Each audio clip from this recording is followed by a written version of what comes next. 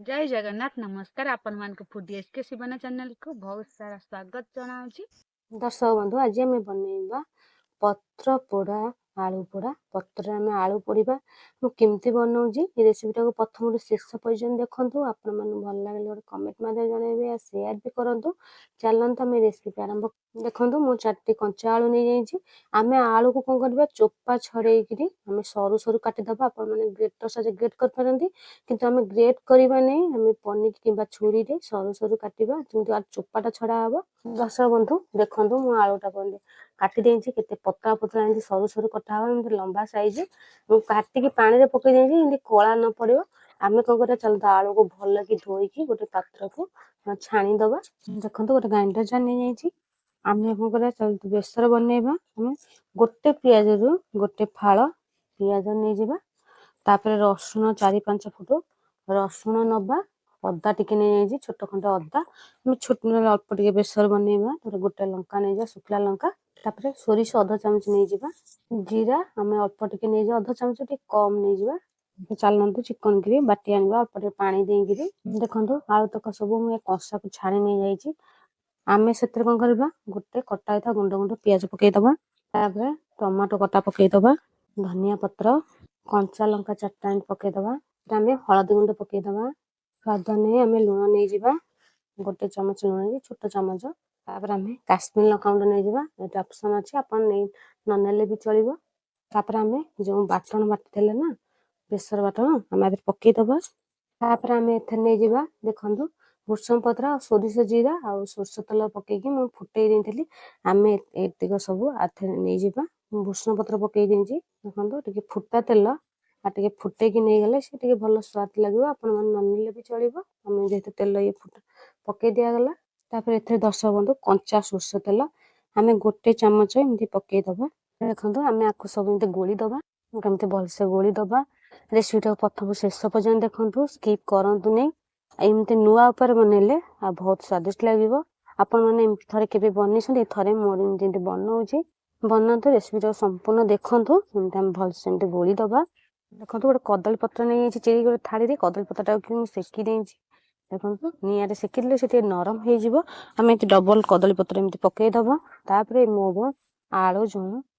कटा को जो गोल ना ये कदली पत्र आम एमती नहीं जावा आम जी लगे आम से अनुसार आम नबा देखो निगला तापर आम कौन करवा चारिकर जाक एमती भांगीदबा पूरा समान भाव देखो भांगिकी आम गोटे कदली जो रखीचे ना कदली जो काटिले जो सूताटा ना एम बांधा दर्शक बंधु देखो एमती आम कदली पत्र सबुतक जी बनईचे आम सबुतक कदली पत्र पूरेकी आम एमती बांधीदबा कदली पत्र जो कटा है ना तार जो गोड़ेटा आम से बांधा जो बांधिले टे फिटबनी आम से सबुतक एमती बांधीदबा देखो पत्र दे मुझे 3टी है बांधी दे पूरा साइज भाव देखो आपने समस्ते बनई पारे किसी भी कष्ट नुह देखो मुझे कड़े बसई देती आम कड़े कौन करवा सोरष तेल 4 कर जाओ एमती गोटे चामच एमती पकईदबा ये सोरष तेल पकड़ा दरकार नहीं आम सोरिष तेल बनइबा आपण मैंने पत्र को आम मैंने चुली पोड़ी पारती आ मुझे कड़े पकाऊँ 3टी ना 3टी आम जो चुली टे जगह हेनी आपण मैंने चुली पोड़ी पारती आ सेमती भी कड़े सहजरे आपण मानू देखा आपण मैंने मुझे डबल पत्र पकई से पोड़ी हेनी फाटबनी बोली एमती गोटे गोटे पकईदबा आ जाल टे कम दबा आम जी आम सेमती जाक एकाथर पकईदबा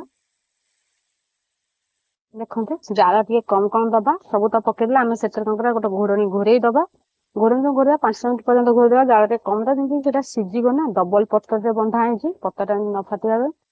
आम एमती घोड़े दबा 5 मिनट पर्यंत देखो 5 मिनट हो गला आम घोड़नी काढ़ी देखा बांप भी बाहर आम से कौन कर देखिए लौटे दाग भी लगिगला आम सेमती गोटे गोटे एपट साइड एमती लौटेदबा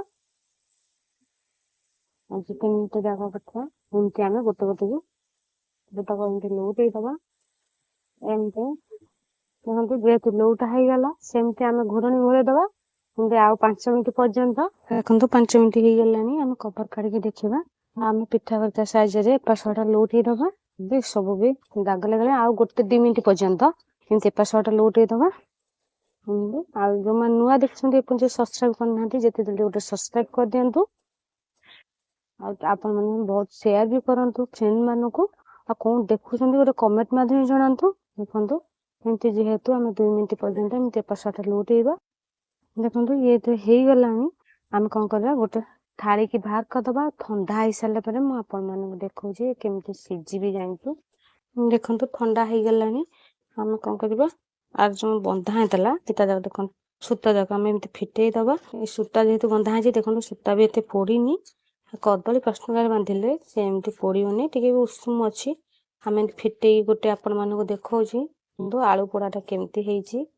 ଦର୍ଶକ ବନ୍ଧୁ ଦେଖନ୍ତୁ ପତ୍ର ଯାକ ଯେହେତୁ ଖୋଲା ହେଇଗଲା ଏବେ ଟିକେ ଅଳ୍ପ ଅଳ୍ପ ଉଷୁମ ଅଛି, ଏତେ ଥଣ୍ଡା ନାହିଁ। ଆଦେହରେ ଦେଖନ୍ତୁ ଗୋଟେ ଚାମଚ ମାରି ଦେଖଉଛି ଆଳୁ ଆଦେହରେ ସବୁ ଦେଖନ୍ତୁ ଟମାଟୋ ପଡିଥିଲା ବି ସବୁ ବି ସିଝି ଯାଇଛି। ଆପଣ ମାନେ ଆଳୁ କାଟିକି ଭାଜୁଥିବେ ଥରେ ପତ୍ରରେ ପୋଡିକି ଖାଆନ୍ତୁ, କେତେ ସୁଆଦିଆ ଲାଗୁଛି। ଆପଣ ମାନେ କମେଣ୍ଟ ମାଧ୍ୟମରେ ଜଣେଇବେ। ପଖାଳ ଭାତ, ଗରମ ଭାତ, ରୁଟି, ପରଟା ସବୁଥିରେ ଖାଇ ହେଇଯିବ ଆଉ ବିନା ଶାଖାରେ।